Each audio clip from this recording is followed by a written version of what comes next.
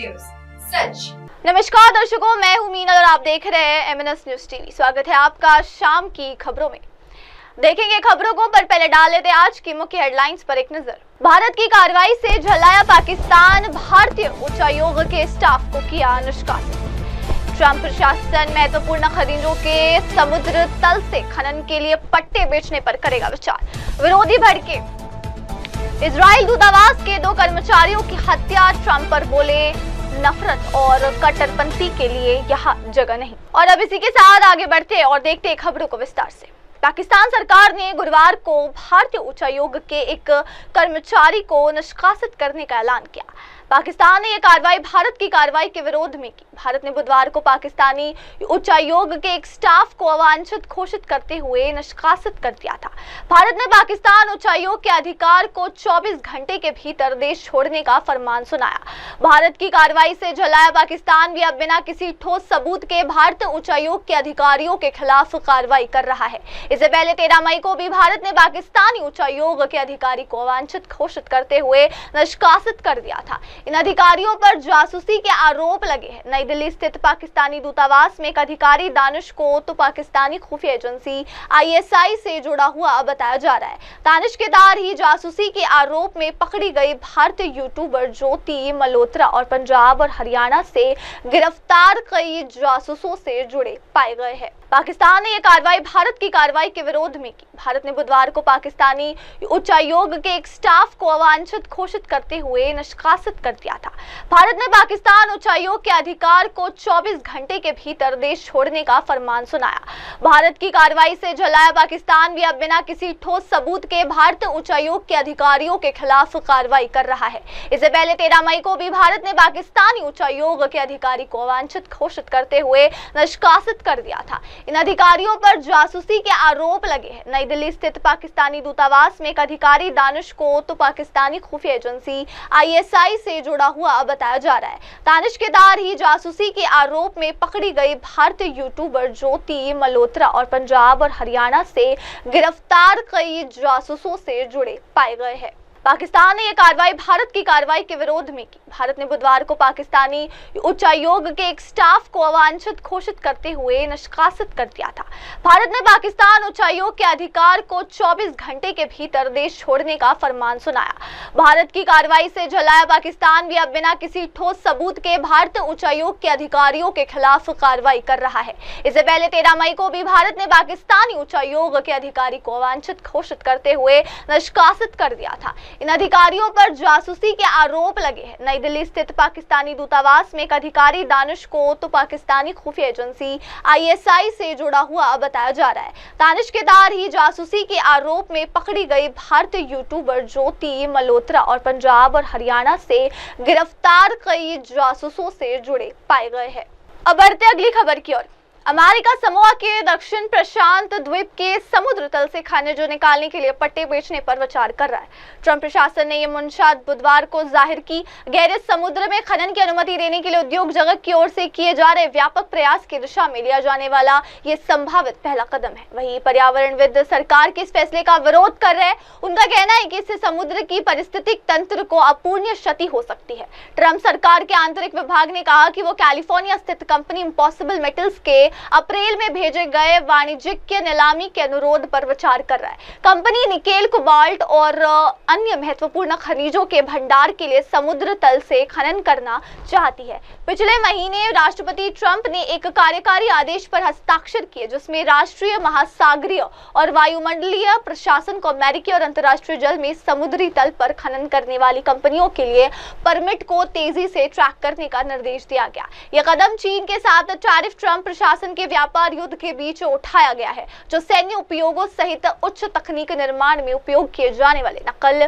Cobalt और manganese जैसे कई महत्वपूर्ण खनिजों पर नियंत्रण रखता है। आंतरिक सचिव डग बर्गम ने एक बयान में कहा, महत्वपूर्ण खनिज हमारे देश के लचीलेपन को मजबूत करने और हमारे राष्ट्रीय हितों की रक्षा करने का आधार है। सरकार के इस कदम से अमेरिका के सब बाहरी महाद्वीपीय शेल्फ में भविष्य के खनन के लिए एक प्रस्तावना हो सकता है। ट्रंप प्रशासन ने यह मुंशात बुधवार को जाहिर की। गहरे समुद्र में खनन की अनुमति देने के लिए उद्योग जगत की ओर से किए जा रहे व्यापक प्रयास की दिशा में लिया जाने वाला ये संभावित पहला कदम है। वहीं पर्यावरणविद सरकार के इस फैसले का विरोध कर रहे हैं। उनका कहना है कि इससे समुद्र की पारिस्थितिक तंत्र को अपूरणीय क्षति हो सकती है।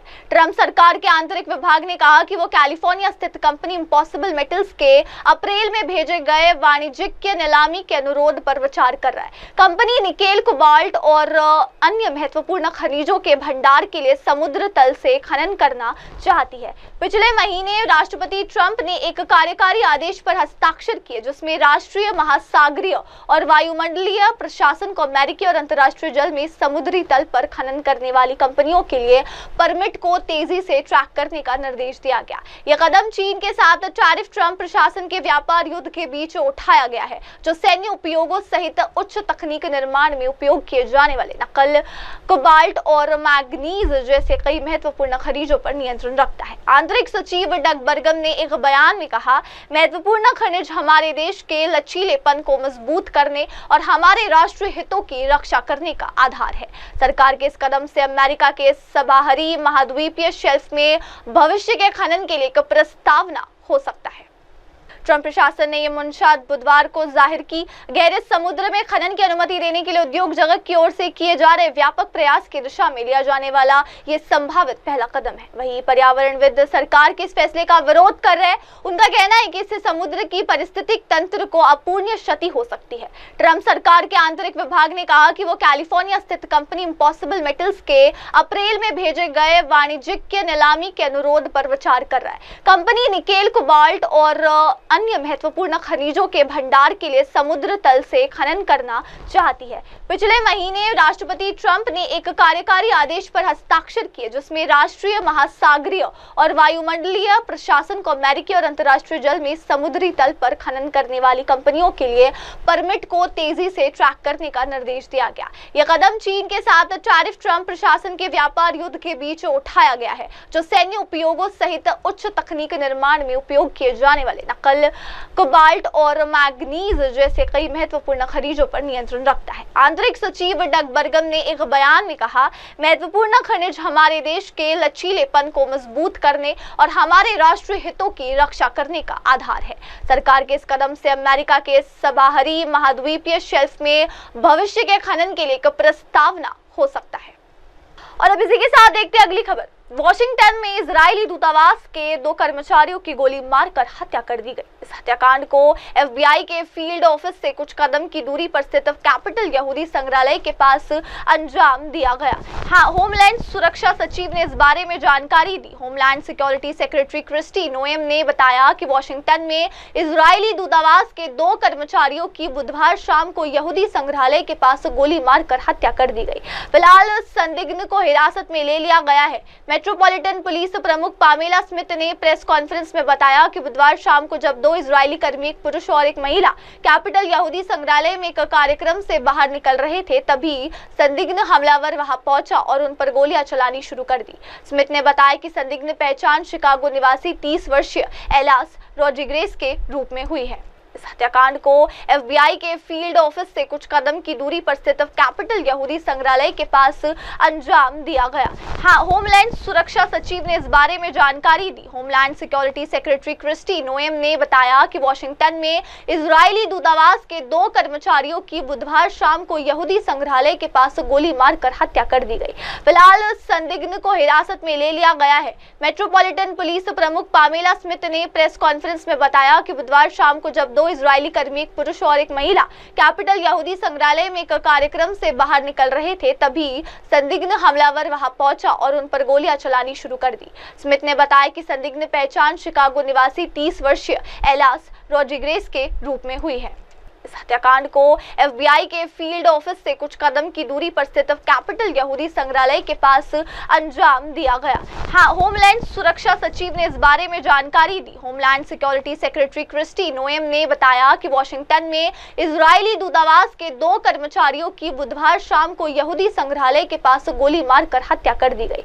फिलहाल संदिग्ध को हिरासत में ले लिया गया है। मेट्रोपॉलिटन पुलिस प्रमुख पामेला स्मिथ ने प्रेस कॉन्फ्रेंस में बताया कि बुधवार शाम को जब 2 दो इजरायली कर्मी, एक पुरुष और एक महिला, कैपिटल यहूदी संग्रहालय में एक कार्यक्रम से बाहर निकल रहे थे। तभी संदिग्ध हमलावर वहां पहुंचा और उन पर गोलियां चलानी शुरू कर दी। स्मिथ ने बताया कि संदिग्ध पहचान शिकागो निवासी 30 वर्षीय एलास रोड्रिगेज के रूप में हुई है। और अब बढ़ते अगली खबर की ओर। अमेरिका के इंस्टीट्यूट ऑफ पीस को अपना मुख्यालय वापस मिल गया है।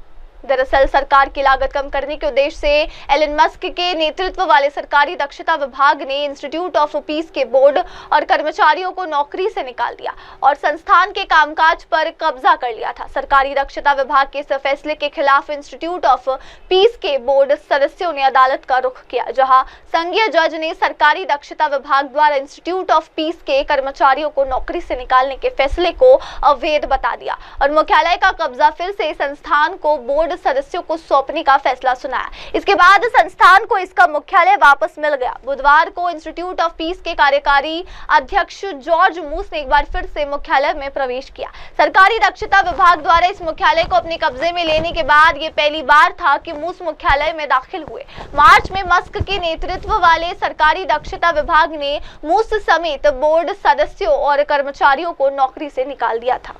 दरअसल सरकार की लागत कम करने के उद्देश्य से एलन मस्क के नेतृत्व वाले सरकारी दक्षता विभाग ने इंस्टीट्यूट ऑफ पीस के बोर्ड और कर्मचारियों को नौकरी से निकाल दिया और संस्थान के कामकाज पर कब्जा कर लिया था। सरकारी दक्षता विभाग के इस फैसले के खिलाफ इंस्टीट्यूट ऑफ पीस के बोर्ड सदस्यों ने अदालत का रुख किया, जहां संघीय जज ने सरकारी दक्षता विभाग द्वारा इंस्टीट्यूट ऑफ पीस के कर्मचारियों को नौकरी से निकालने के फैसले को अवैध बता दिया और मुख्यालय का कब्जा फिर से संस्थान को बोर्ड सदस्यों को सौंपने का फैसला सुनाया। इसके बाद संस्थान को इसका मुख्यालय वापस मिल गया। बुधवार को इंस्टीट्यूट ऑफ पीस के कार्यकारी अध्यक्ष जॉर्ज मूस ने एक बार फिर से मुख्यालय में प्रवेश किया। सरकारी दक्षता विभाग द्वारा इस मुख्यालय को अपने कब्जे में लेने के बाद ये पहली बार था कि मूस मुख्यालय में दाखिल हुए। मार्च में मस्क के नेतृत्व वाले सरकारी दक्षता विभाग ने मूस समेत बोर्ड सदस्यों और कर्मचारियों को नौकरी से निकाल दिया था। दरअसल सरकार की लागत कम करने के उद्देश्य से एलन मस्क के नेतृत्व वाले सरकारी दक्षता विभाग ने इंस्टीट्यूट ऑफ पीस के बोर्ड और कर्मचारियों को नौकरी से निकाल दिया और संस्थान के कामकाज पर कब्जा कर लिया था। सरकारी दक्षता विभाग के इस फैसले के खिलाफ इंस्टीट्यूट ऑफ पीस के बोर्ड सदस्यों ने अदालत का रुख किया, जहां संघीय जज ने सरकारी दक्षता विभाग द्वारा इंस्टीट्यूट ऑफ पीस के कर्मचारियों को नौकरी से निकालने के फैसले को अवैध बता दिया और मुख्यालय का कब्जा फिर से संस्थान को बोर्ड सदस्यों को सौंपने का फैसला सुनाया। इसके बाद संस्थान को इसका मुख्यालय वापस मिल गया। बुधवार को इंस्टीट्यूट ऑफ पीस के कार्यकारी अध्यक्ष जॉर्ज मूस ने एक बार फिर से मुख्यालय में प्रवेश किया। सरकारी दक्षता विभाग द्वारा इस मुख्यालय को अपने कब्जे में लेने के बाद ये पहली बार था कि मूस मुख्यालय में दाखिल हुए। मार्च में मस्क के नेतृत्व वाले सरकारी दक्षता विभाग ने मूस समेत बोर्ड सदस्यों और कर्मचारियों को नौकरी से निकाल दिया था। और अब आगे बढ़ते हुए देखते अगली खबर। ईरान और अमेरिका के बीच परमाणु कार्यक्रम को लेकर चल रही बातचीत के बीच ईरान ने अपना सख्त रुख दोहराया है। बुधवार को ईरान के विदेश मंत्री अब्बास अराक्ची ने कहा कि हम यूरेनियम संवर्धन कभी नहीं रोकेंगे, चाहे समझौता हो या नहीं। बता दें कि अराक्ची ये बयान ऐसे समय आया जब अमेरिका और ईरान के बीच नए दौर की अप्रत्यक्ष वार्ता की तैयारी हो रही। अब तक कई दौर की बातचीत हो चुकी है, लेकिन कोई ठोस समझौता नहीं हुआ। मामले में अमेरिका चाहता है कि ईरान यूरेनियम संवर्धन पूरी तरह छोड़ दे, लेकिन ईरान इसे अपना अधिकार मानता है। अराक्ची ने कहा कि उनकी सरकार अगले दौर की बातचीत में हिस्सा लेगी या नहीं, इस पर विचार कर रही है। बताया जा रहा है कि शुक्रवार को रोम में ईरान और अमेरिका की 5वें दौर की अप्रत्यक्ष बातचीत हो सकती है। हालांकि दोनों देशों ने इसकी आधिकारिक पुष्टि नहीं की है। हालांकि ईरान के सर्वोच्च नेता आयतुल्ला अली खामनेई ने भी एक दिन पहले कहा था कि उन्हें नहीं लगता कि अमेरिका से चल रही परमाणु बातचीत का कोई ठोस नतीजा निकलेगा। परमाणु कार्यक्रम को लेकर चल रहे तनाव के बीच अमेरिका का बड़ा दावा सामने आया है। इसके तहत कहा गया कि अमेरिका को नई खुफिया जानकारी मिली है, जिससे संकेत मिलते हैं कि इजराइल ईरान के परमाणु ठिकानों पर सैन्य हमले की तैयारी कर रहा है। यह जानकारी अमेरिका के एक न्यूज चैनल ने अमेरिकी अधिकारियों के हवाले से दी। बुधवार को ईरान के विदेश मंत्री अब्बास अराक्ची ने कहा कि हम यूरेनियम संवर्धन कभी नहीं रोकेंगे, चाहे समझौता हो या नहीं। बता दें कि अराक्ची ये बयान ऐसे समय आया जब अमेरिका और ईरान के बीच नए दौर की अप्रत्यक्ष वार्ता की तैयारी हो रही। अब तक कई दौर की बातचीत हो चुकी है, लेकिन कोई ठोस समझौता नहीं हुआ।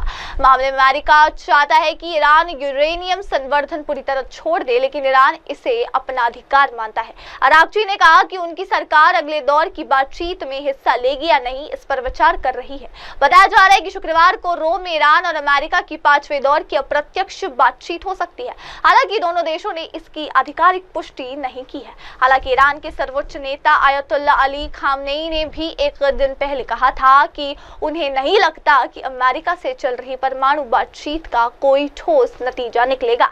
परमाणु कार्यक्रम को लेकर चल रहे तनाव के बीच अमेरिका का बड़ा दावा सामने आया है। इसके तहत कहा गया कि अमेरिका को नई खुफिया जानकारी मिली है, जिससे संकेत मिलते हैं कि इजराइल ईरान के परमाणु ठिकानों पर सैन्य हमले की तैयारी कर रहा है। यह जानकारी अमेरिका के एक न्यूज चैनल ने अमेरिकी अधिकारियों के हवाले से दी है। बुधवार को ईरान के विदेश मंत्री अब्बास अरागची ने कहा कि हम यूरेनियम संवर्धन कभी नहीं रोकेंगे, चाहे समझौता हो या नहीं। बता दें कि अरागची ये बयान ऐसे समय आया जब अमेरिका और ईरान के बीच नए दौर की अप्रत्यक्ष वार्ता की तैयारी हो रही।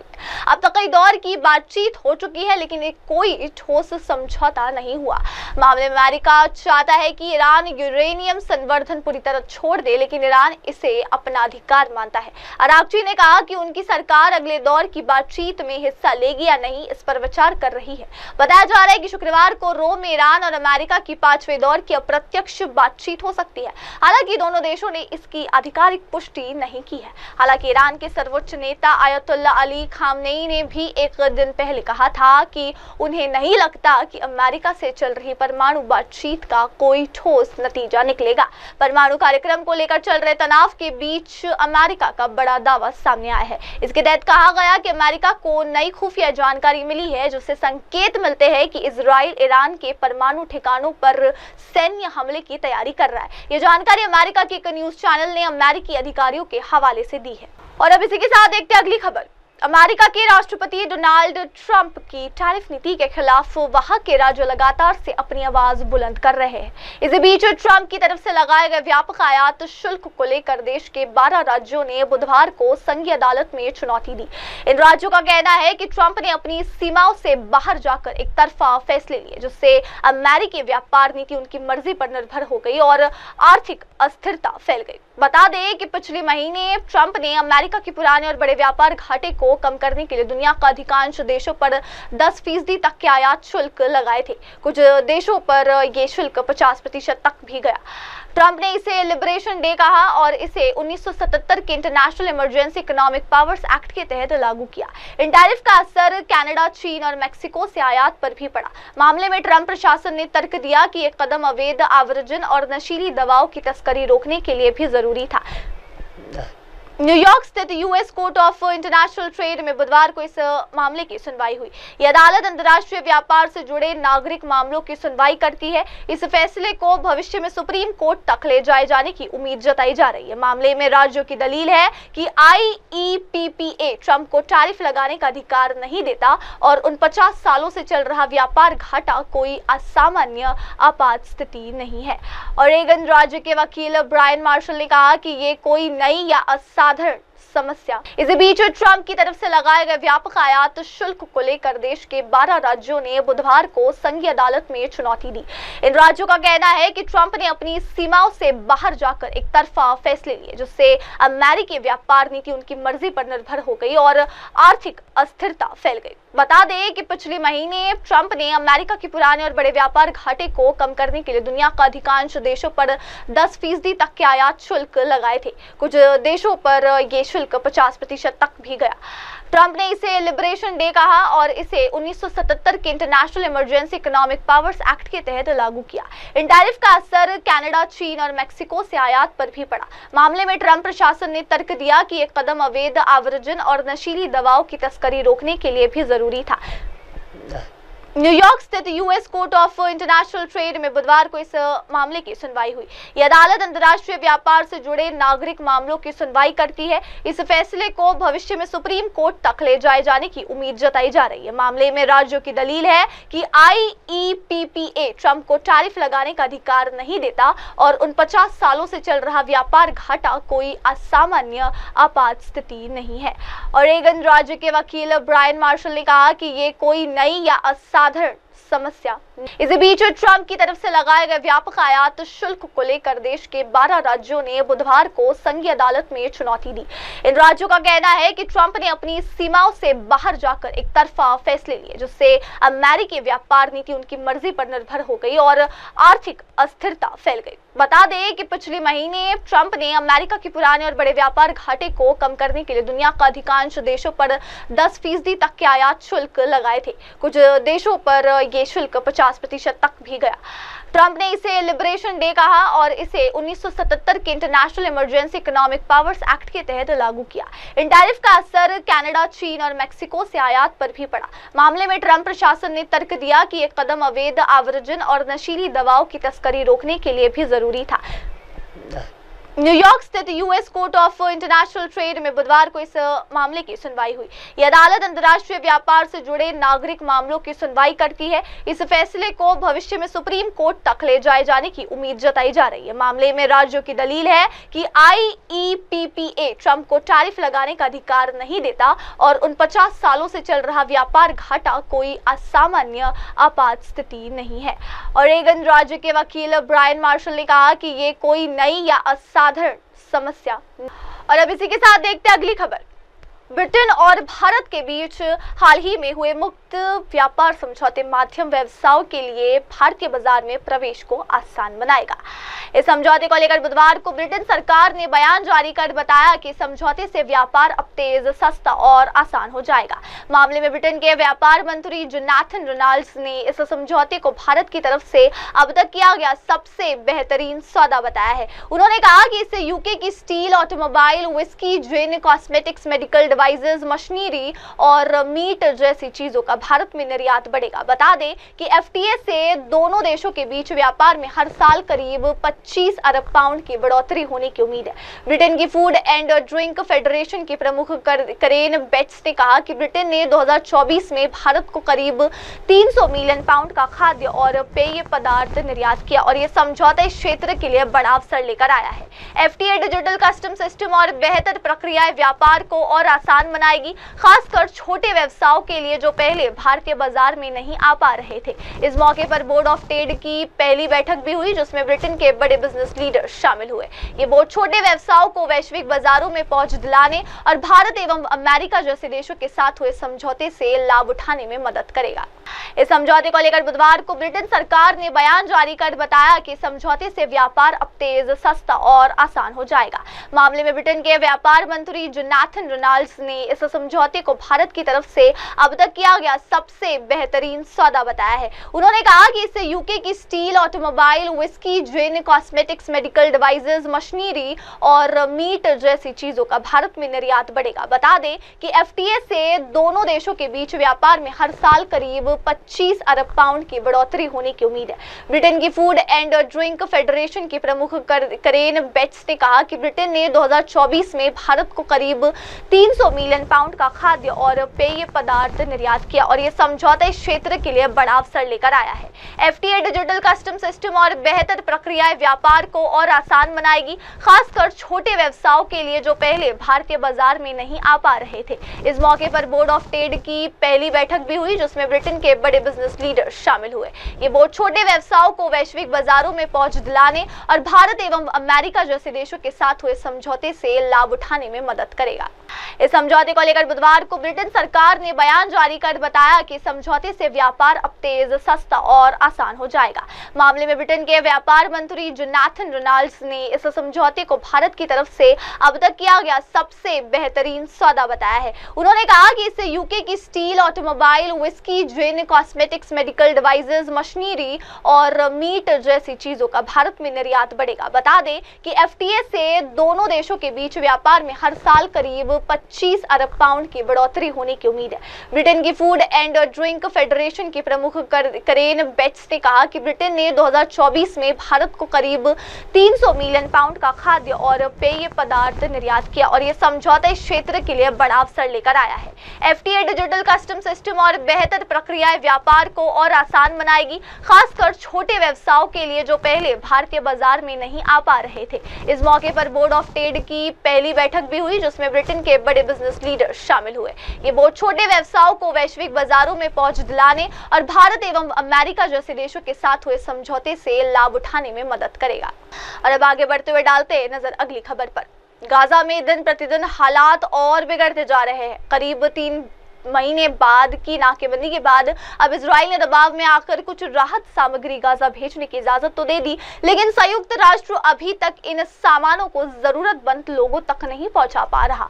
मामले में यूएन के प्रवक्ता स्टीफन दुजारिक ने बताया कि सोमवार से गाजा में कुछ ट्रक पहुंचे और सामान यूएन ट्रकों में लादा भी गया, लेकिन इजरायली सेना ने जो रास्ता इस्तेमाल करने की इजाजत दी है वो बहुत असुरक्षित है, इसलिए बातचीत के जरिए कोई विकल्प रास्ता तलाशा जा रहा है। गाजा की स्वास्थ्य मंत्रालय के अनुसार इजरायली हमलों में इस सप्ताह अब तक 82 लोगों की मौत हो चुकी। दूसरी ओर भूखमरी की स्थिति भी गंभीर होती जा रही है। राहत समूह के पास हफ्तों से भोजन खत्म हो चुका है और करीब 23 लाख की आबादी में से अधिकांश अब सामुदायिक रसोइयों पर निर्भर है, जिनके पास भी अब लगभग कुछ भी नहीं बचा। करीब 3 महीने बाद की नाकेबंदी के बाद अब इजराइल ने दबाव में आकर कुछ राहत सामग्री गाजा भेजने की इजाजत तो दे दी, लेकिन संयुक्त राष्ट्र अभी तक इन सामानों को जरूरतमंद लोगों तक नहीं पहुंचा पा रहा।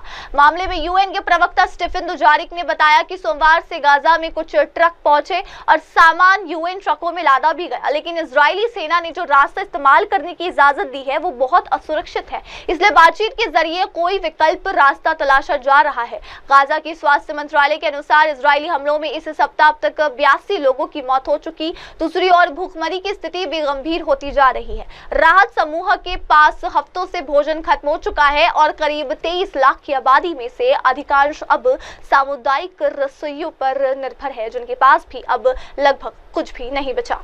करीब 3 महीने बाद की नाकेबंदी के बाद अब इजराइल ने दबाव में आकर कुछ राहत सामग्री गाजा भेजने की इजाजत तो दे दी, लेकिन संयुक्त राष्ट्र अभी तक इन सामानों को जरूरतमंद लोगों तक नहीं पहुंचा पा रहा।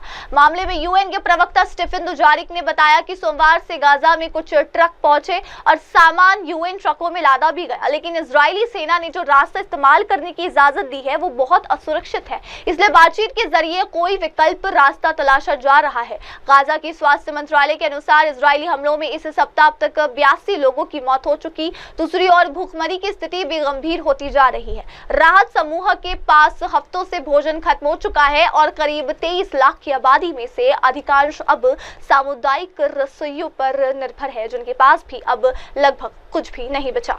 और आगे बढ़ते और देखते अगली खबर। अमेरिकी राष्ट्रपति डोनाल्ड ट्रंप ने बुधवार को व्हाइट हाउस में दक्षिण अफ्रीका के राष्ट्रपति सिरिल रामाफोसा के साथ बैठक की। इस दौरान ट्रंप ने दोनों देशों के बीच विवाद के सबसे जटिल मुद्दे श्वेत किसानों की मौत पर बहस हो गई।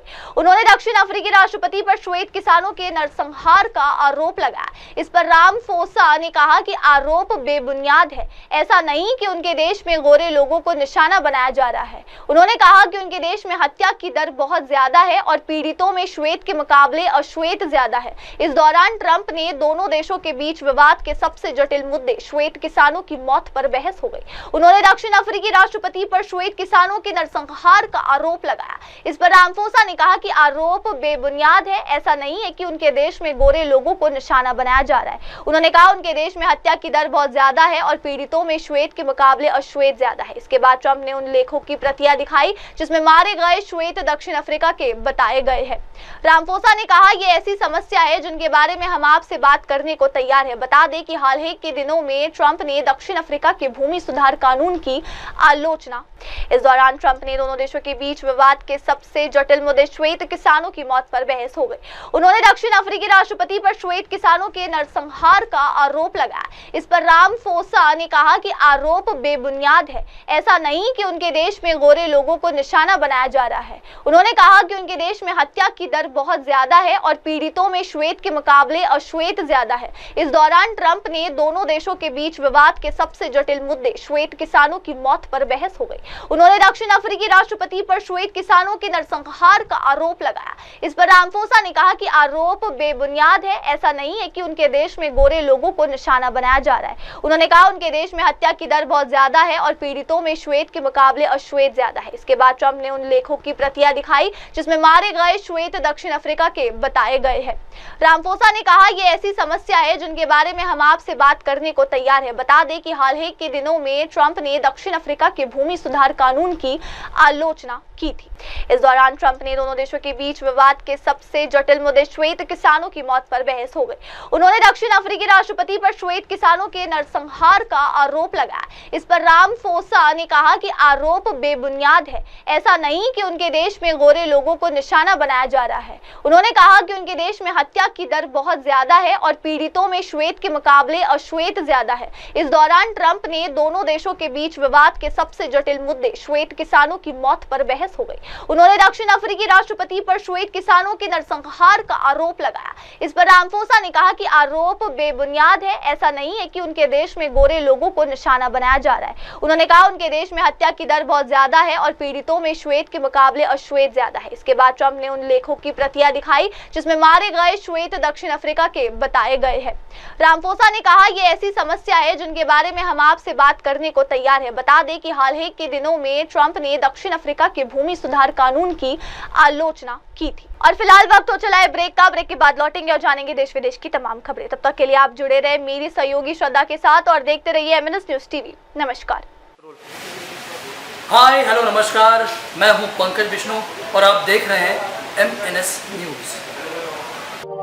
आप देख रहे हैं एमएनएस न्यूज, सच जरूर।